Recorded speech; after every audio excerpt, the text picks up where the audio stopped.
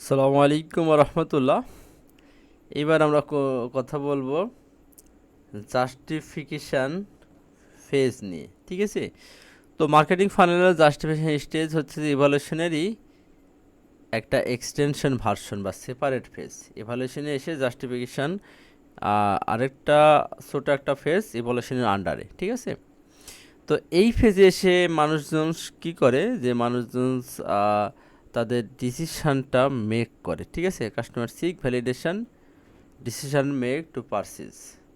This stage typically occur individuals have to evaluate their option, choose specific product, service and look additional resonance or validation before completing purchase.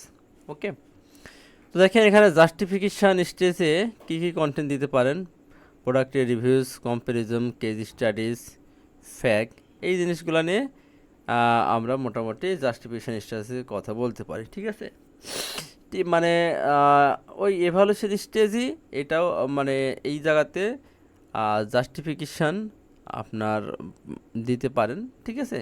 অথবা নাও দিলেও কোনো problem নেই, আপনি চাইলে evaluation স্টেজটাকেই সুন্দরভাবে content সাজাতে পারেন। অনেকে এটা ইউজ করে, অনেকে করে না, তাই আমি জাস্ট আপনাকে এখানে বললাম থিওরিটিক্যাল পার্টটা আলোচনা করার জন্য।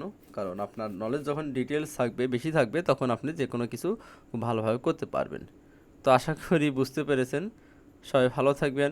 আসসালামু আলাইকুম রহমতুল্লাহ। পরবর্তী পার্টে দেখা হবে ইনশাল্লাহ।